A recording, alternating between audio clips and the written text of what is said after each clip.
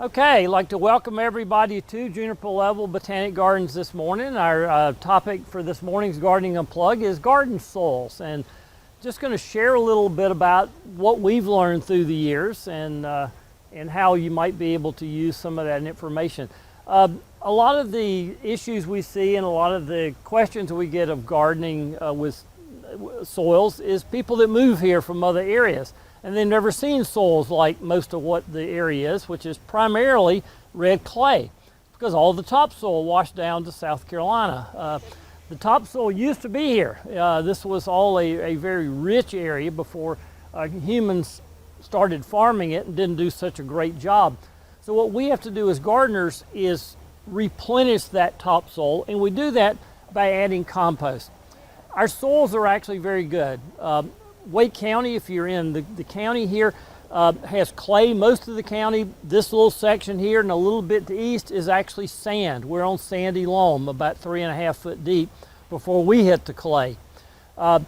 Typical pHs in the Raleigh area are going to be around 5.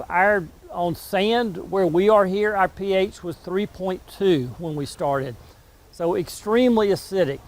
For most plants, if you have a pH between 6 and 6.3, 6.4, you can grow almost everything. There are very few exceptions. A lot of books will say, well, you need azaleas, you need this, for strawberries you need this, blueberries you need that. Not true. You can grow everything in the same pH. Virtually every place on our garden, with the exception of our desert gardens, we garden with exactly the same soil type, same pH, same everything. So the key with soils, what our soils are missing, primarily our clay soils, is number one, air. They pack very tightly. Roots have to have nutrition, they have to have water, but they have to have air, which is the thing that we find is the most missing in clay. So when you dig your clay soils up, what you want is something that will provide air, that will provide bulk. And that's where compost comes in. Now, what kind of compost? Pretty much any kind you can get is going to be good. I hope everybody knows what compost is.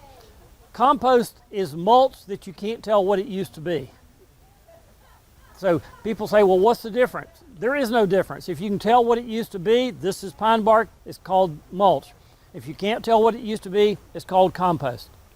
So when you put that into your soil, what happens? The microbes begin to eat that and decompose it. So what that does, that feeds the microbes. So when you have soils that is very compost deficient, you have very poor microbial activity. And it's the microbes that make everything work in the garden. But because we can't see them without microscopes, we assume they're not there. So in every teaspoon of soil, there is around 200 million living beings. Think about that. 200 million. That's what makes everything work. That's what makes the fertilizers work. It's what keeps the plants healthy. It's what breaks the fertilizers down and makes them into something that the plants can use. So when we prepare soils, working with the soils is absolutely critical. Every bed you see in the garden is 50% native soil, 50% compost. So people ask, well, why do your plants grow faster than mine at home? It's the soil prep. We also do things organically. So we look at what nutrients we're missing. I said our pH was low. Lime. Lime is a natural product. Put that in at the proper rates. We were very low in potassium. So if you're on sand, you have very low potassium readings. We prefer a product called green sand. It's a natural product. You mix that in. It's a very slowly available potassium, but it's broken down by the microbes and made available to the plants. If you're in a clay soil, you're probably low in phosphorus. So in the NPK, that's the middle number. We use what's called rock phosphate. Again, it's a slowly available phosphate source. But you really want to keep those nutrients right. You want to keep the soils right by adding the organics. You also want to add moisture, and that's what compost will do. That also retains moisture. It retains nutrients. So every soil you have has what's called a CEC, If you've ever done a soil test, it comes back and it gives you the CEC levels. You want that number to be anywhere 15 to 20 and up. And what that tells you is how good your soil is at holding nutrients. If you have a low CEC, you put the fertilizers on, next rain they're out in the Neuse River. If your soil has a high CEC, they actually hold on to it, and you hold on to nutrients in your soil. When you're planting, people will often take, all right, well, here's my 4-inch pot. I'm going to dig a little bitty hole. I'm going to take the bad soil out. I'm going to put good soil in. Worst thing you can possibly do, because you're creating a bathtub. If you don't believe me, go out there and just dig a hole. Don't put anything in it and wait for the first rain. That water will sit in that hole for days. Whereas if you didn't have a hole, the soil would be dry. So what's the difference? There is none. It's just interface layer. So adding soil to a small area does you absolutely no good. What we do when we're adding it, we do it to the entire surface. So when we prepared this, there is 50% native soil compost mix here and in every single bed, every square inch is where you need it. You need it during the entire root run. Think about where your root run is. So for example, on this tree, so I'm going to go out to the outermost branches, and if I drew a line down here, I've probably got 20 feet to the trunk. That's where the structural roots are. Why would a tree put its roots that needed water and nutrients underneath the tree where it couldn't get any? It wouldn't. So those roots start here and go out another 20 feet. So when you're preparing your soil for a tree, this is what's important, not up there where you're planting it.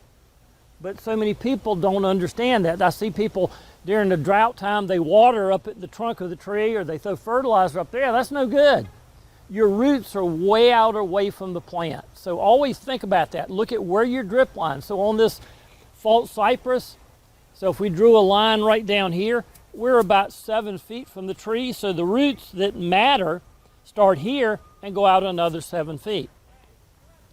So competition is really important. If a lot of people will have lawn grasses, lawns, anything you've got that has a dense root system is going to slow down the growth of your plant, generally by about 70%. So if you're planting new trees, you don't want anything underneath those. You want that wide open so that that tree can maximize. Once it gets big enough, it can fight off other things, but when it's small, it absolutely can't. What time of year should we plant? There is no wrong time in North Carolina. If the ground is not frozen, you can plant literally every single day of the year. There's very few exceptions. You know, I would not put a banana or an agave and plant those in the fall. Those are no good because they won't get big enough to shed water in the wintertime. But pretty much if it's hardy in your zone, you can plant almost any time that you have the opportunity. We do a lot of planting in midsummer because plants in midsummer will get established much faster. So if I put a plant in the fall, it may take 4 to 5 months for it to get really established because the roots are slowing down, the soil temperature cools. But if I put it in the middle of summer, I will have to water more each day for a week, but at the end of a week, it's fully established. So it's a much faster establishment time.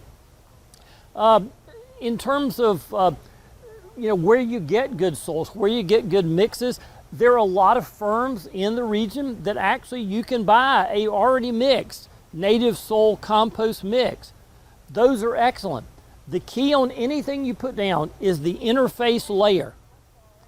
You can't go in and put good soil on top of bad soil. That is a disaster because those roots will go down and they'll hit that and they'll stop. It's that interface layer. So if you're going to put it down, you've got crappy clay, put down a layer 1 to 2 inches, till that in so that you have a good interface layer. That is the key because when you change layers, that's when water stops. So it's the old experiment, the old Mr. Wizard experiment. He would take a sponge, fill it full of water, and hold it this way until all the water stopped running out. There's nothing holding water in, there's air below it. There's nothing more permeable than air. But when you take that sponge, when it finishes, and turn it this way, more water comes out.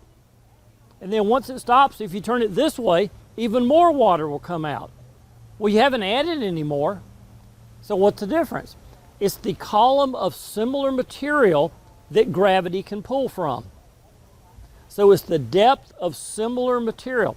So the more that you mix that interface layer, then you have a greater depth of similar material for the water to go out, and then also for the plant roots to get down and pull water back up. It's the same thing with containers. I still see people putting rocks and stuff in the bottom of containers. That is the dumbest thing anybody has ever come up with. It makes your drainage worse, not better. It does not improve drainage. It shortens the column that it holds more water. It's very counterintuitive. So if you know anybody that still does that, please, it will be a great favor to them to tell them that that's not good. So it's how those roots go. Now, very few roots on plants in the garden are going to go deeper than a foot. Pretty rare. There's nothing we're looking at today that has roots much more than a foot deep. If you've ever lived through a hurricane here, you see the trees blow over, you got a pancake on the bottom of them. It's just extremely rare. So it's that top foot. You don't need to go down, you don't need to till down to China. You don't need to do what the English used to do, something really bizarre called double digging.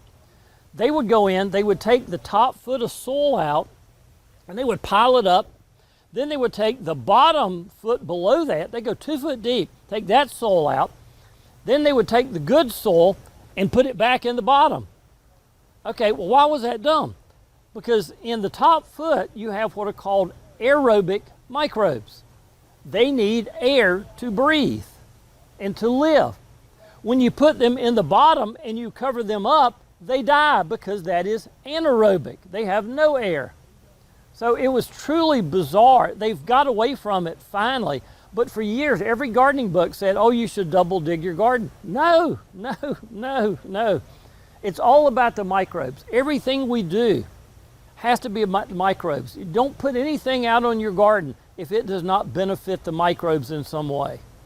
Because that's what absolutely makes everything work in your garden. So do I have any questions? That's a quickie on soils. Questions, concerns? Yeah. Can you use wood ash? Can use wood ash. Wood ash is very high in potassium.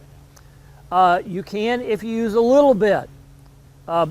Potassium is a very important nutrient, and as I mentioned, it's very low in sandy soils. It also raises your pH.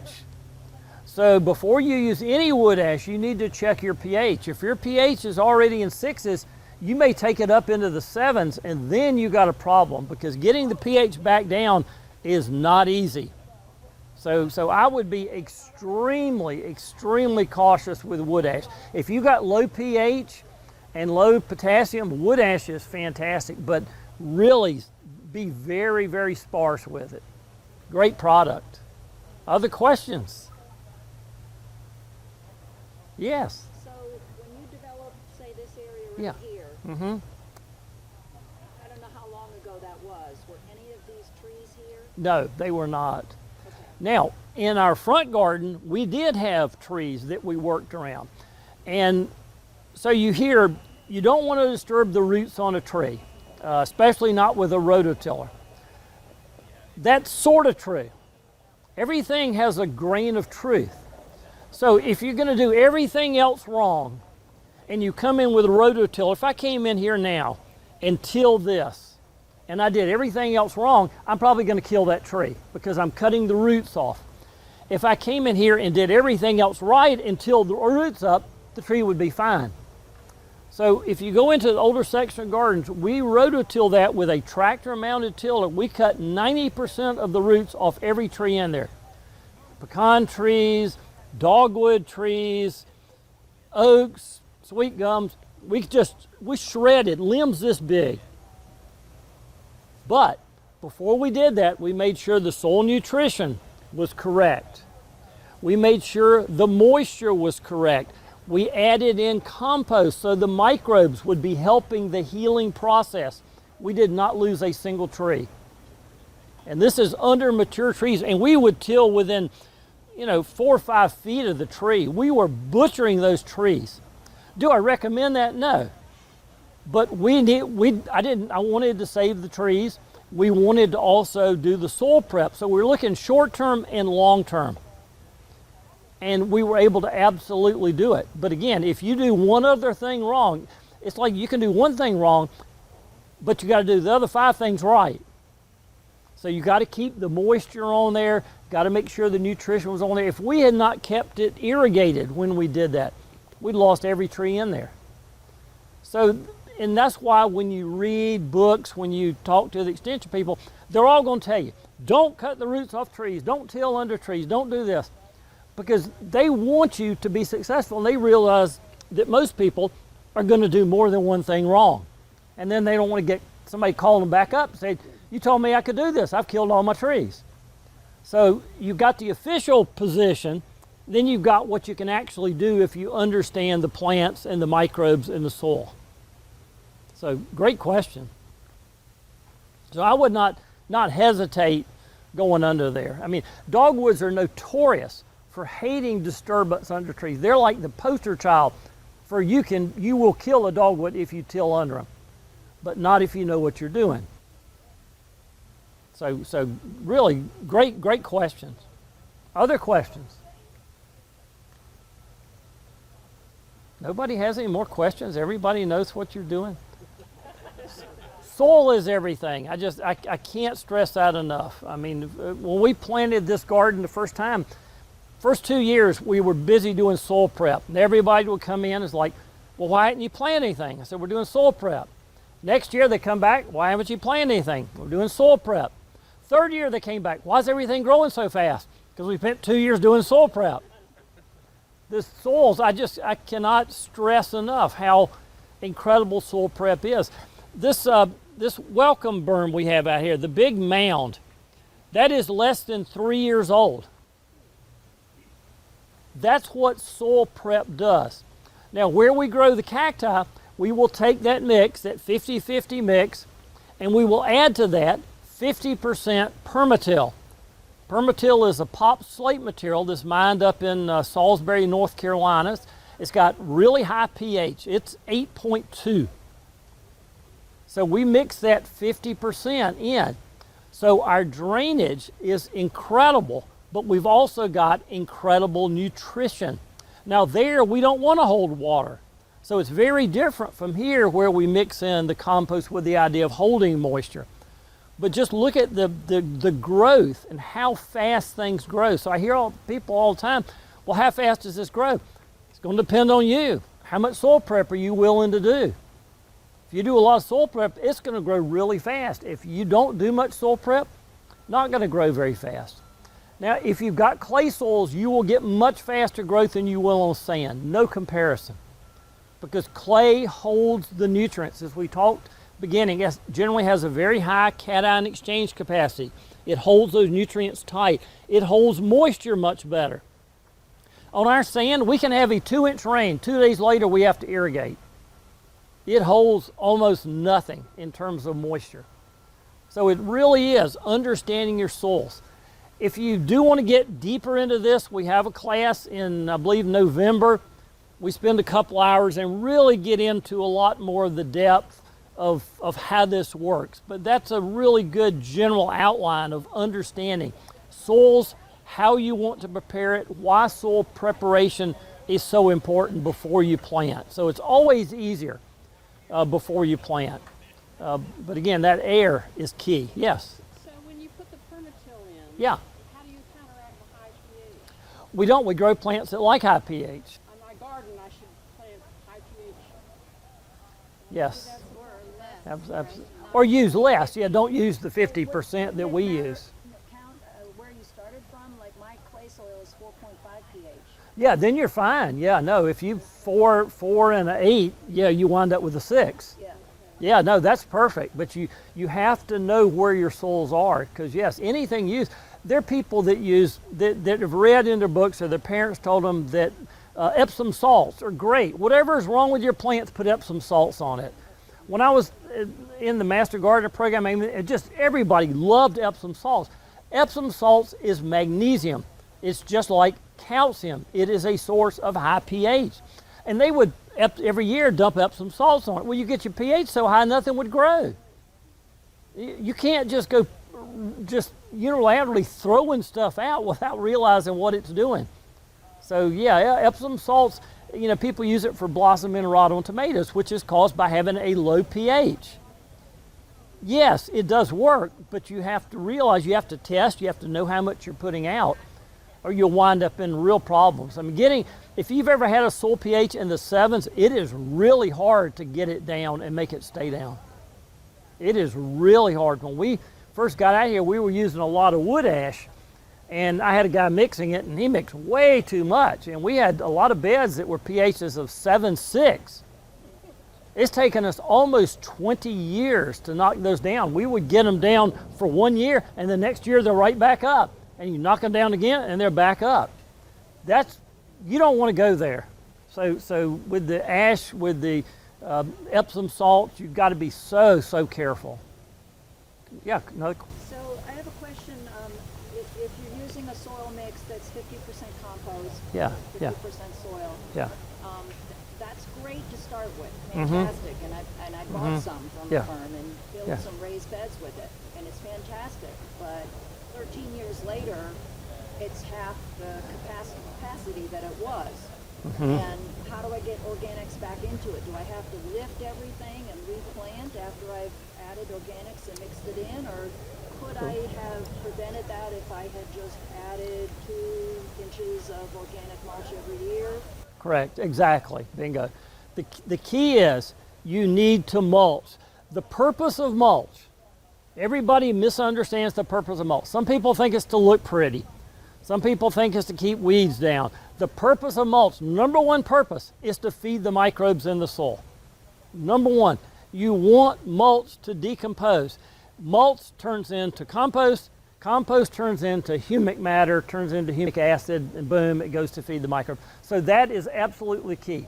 Any mix you get, I would tell you, if you buy a mix, this mixed up, there's a lot of air in it. You're going to generally have a third settling. So if you put it a foot, it's going to wind up at 8 inches. Because yes, and you can do some packing just walking over it. You're not going to pack the air out of it just doing an initial walk. Like, you know, we were all told if you walk over the farm rows, you're going to ruin them. Well, it's not quite that bad. You don't want to be parking on it. Yeah, that's a problem. So yes, you should be composting regularly. And when you do that, it will move down there. It's not fast, but it will happen. And that's how you relieve compaction. You know, another problem that we see is where soils have been compacted, whether it was pets, whether it was kids, whether it was somebody parking on it. Long term, how do you get air back in there? How do you get microbes back in there?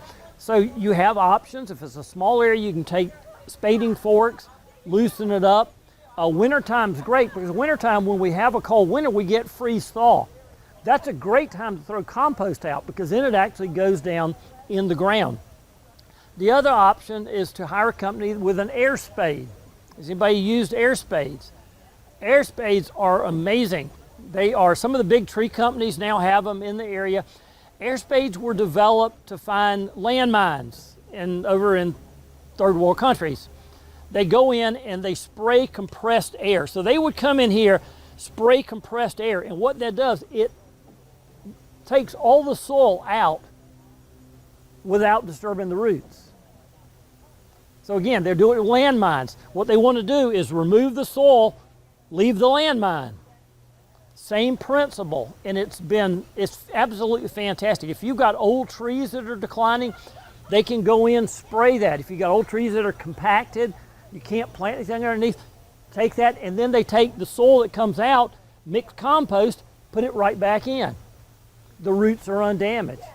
It's an incredible technology where people maybe did not do the right thing to begin with, or you bought a house where somebody did not add compost in, it is a great way to add compost back into that soil and let everything do better. Your plants will tell you, the roots will tell you if they're not happy. Have you ever had a tree and you tried to plant something underneath or near a tree and you can't because it's all tree roots up above the ground? The tree is trying to tell you, I have no nutrients, I have no air, I have no water. I have one of those three or all three. Roots on plants naturally want to go down. You got to really screw up for them to want to grow up. I've seen people that will put good soil underneath trees. They'll put 6, 8 inches of good soil. Within a year, all the roots have come up into that soil. That's because you got crappy soil below them. They're trying to survive. They're like, all right, we can't grow down. I know we're supposed to grow down, but we're going to have to just grow up. So that's a sign. So you have to understand what your plants are trying to tell you. So we don't have that problem. I can go into these beds, I can dig in here because we did the soil prep right to begin with, so our roots are going to go down like they're supposed to. So again, be cautious and be conscious of what your plants are trying to tell you. Yes? You were talking about pH and Yeah. measurement of that. Yeah. But is there a better way than taking the sample and sending it off? I mean, I know that's what everybody tells you to do, Yeah, but yeah. you know, there's meters and all different types of instruments. Great What do you question. recommend? Great question. All right. There are plenty of meters you can get that will give you the soil pH. The soil pH is not really your concern. Your concern is, why is the soil pH where it is? So you can have a pH of 6.0 that I just described as being ideal, and your nutrients are way off, and your plants will suffer. So the only way to get that done is to take it to the soil lab, because they will give you an entire spectrum analysis so you can see not just what the pH is, but why it's there. So you can have pH this high because you got too much calcium, too much potassium, too much magnesium. But you will have no idea if you just use a meter. All you will know is, oh, the pH is fine. So yes, there's not a good short circuit for that. And your tax dollars are already paying for it. It's already free. So yeah, take it to them. It generally doesn't take too long if you take it in the growing season. If you take it in the middle of winter when every farmer in North Carolina is sending theirs in, it may take you a month or two. And then they actually charge you to try to keep you from sending it in when everybody else is sending it in. Now, you know, we talked a little about pH, compost pH. Compost pH, doesn't matter what kind of leaves you're putting in there, it will all wind up 7 when it finishes.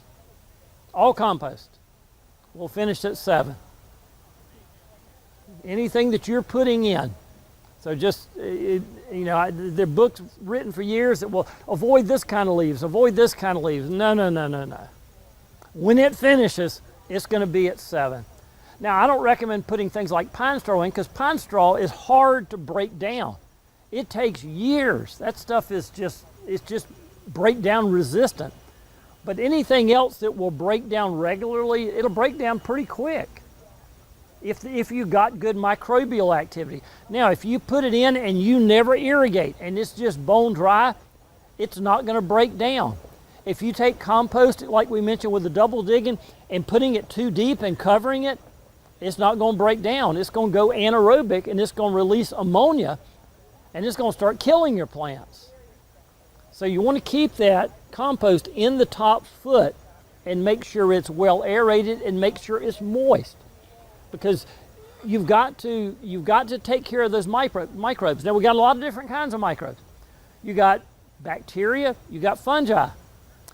Fungi like it more moist. Bacteria like it drier. So if you don't irrigate, you're going to have more of a bacterially dominated soil. And then it depends on what kind of plants you're growing. If you're growing vegetables and annuals, they like bacterially dominated soils. If you're growing trees and shrubs, they like fungally dominated soils. So it's a little more, it gets a little more involved, but I don't want to get too deep into the weeds this morning. Any other questions? Great questions. Yeah. So a question on, it's on soils, but on soils and containers. Yeah, So, yeah. I don't know if this is just the potting soil manufacturers that have started this, that you have to replace all your soil in your pots every single year. Yeah. I have a big whiskey barrel with a Japanese maple in it. Yeah. It's been in there maybe a decade. Yeah. And the soil is, it's full of roots and it's very, Yeah. you know, and I'm thinking that soil has to be nothing left in it anymore. So I heard that I should, in the winter or late winter, I should pull it out, wash all the soil out and put new soil in there. Mm-hmm. Do I root prune? I mean, tell me what to do with old potting soil. And can I throw it in the compost pile and still use it? Yeah, a great question.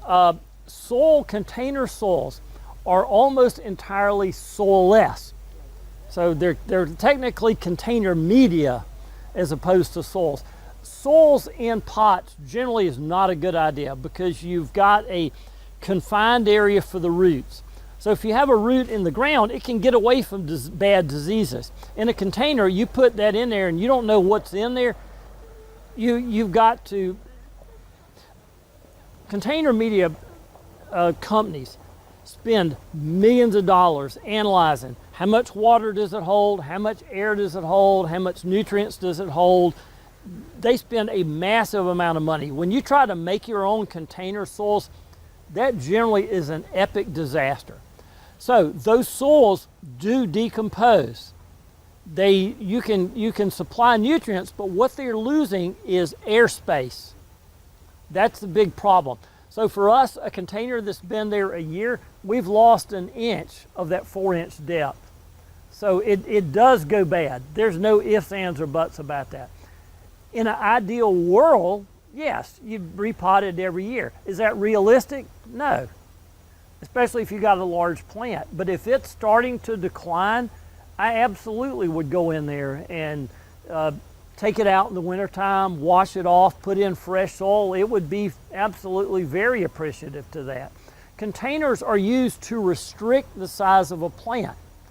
So if it's the size you want and it's still healthy, then as long as you know what nutrient-wise you have in there, that's really a key. Now, so you might want to go in and take a soil test of that plant. You can do it that way. You can also do what's called a pour through. You can actually get the container and have some way to capture the water underneath it and pour some clean water through it and capture that water when it comes out the bottom, send it to the lab. They can analyze it, tell you what's in it. So there's a couple ways to do that. But in an ideal world, yeah, every 1 to 2 years, you can probably get by on most soils with 2 years. But what you are losing is the air. That's the main thing. You can always put nutrients in. You can always put moisture in. You can't add air.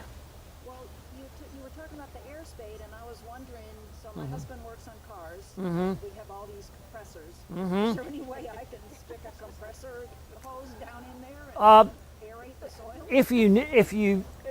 I would tell him to go watch an air spade demonstration. It may be, if he's one of these that can manufacture things, you may have a way to do that. Or just research landmine clearing. And I'm sure they have details on how it's done, but it's just a brilliant idea to be able to remove the soil without damaging the landmine. And then whoever had the idea of, hey, we can use that for gardening, that's pretty incredible as a technology reuse from the military. Other questions? Yes. What kind of mulch do you like best? What kind do I personally like? Triple shredded hardwood. I started out my life using pine bark because that's what was free. Pine bark it's very slow to decompose, which means it does not feed the microbes. It washes in a heavy rain so that you have the heavy rain, your neighbors have it instead of you. So we found that triple shredded, you can use double shredded, it's a little more coarse, But the triple threaded, in my world, having tried everything, is about as good as it gets. If cost is a factor, then use composted leaves from the landfill. They're not as attractive, but they are incredibly effective. I generally want a mulch that will decompose in 6 months. So I want to have to put it out twice a year. Somebody got the idea, well, hey, I'm having to put this out. I want a mulch that doesn't decompose, which defeats the entire purpose of mulch. So they started doing things like painting it with dye and treating it so that it doesn't rot. There's now brick mulch, there's ground up bricks, there's rubber mulch. You've lost the purpose of why you're putting mulch on. It's not to look pretty. It's nice if it looks pretty, but it's to feed the microbes. It's just like why people put out ground fabrics around plants. The worst thing anybody ever did.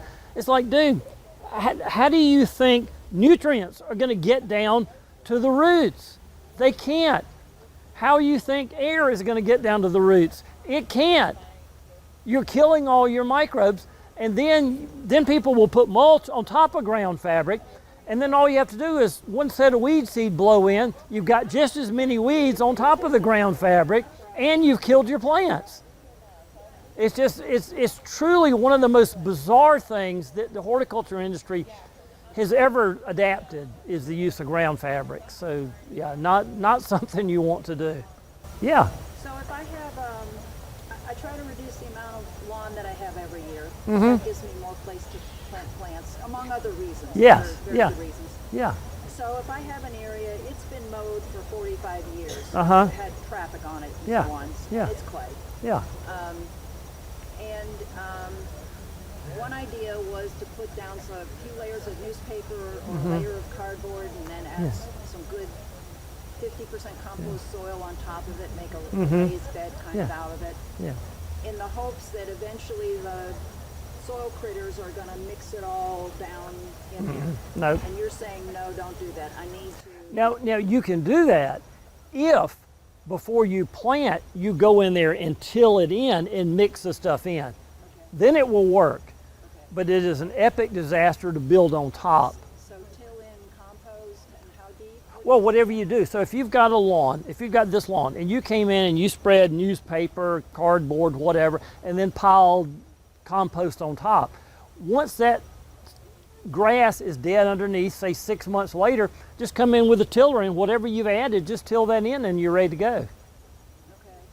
So you can absolutely do it that way, but you can't depend on the worms in thousands of years. Yes, they'll do it, but in your lifetime, no. It needs assistance to go in there and mix that interface layer in. So that absolutely will work, but with that caveat.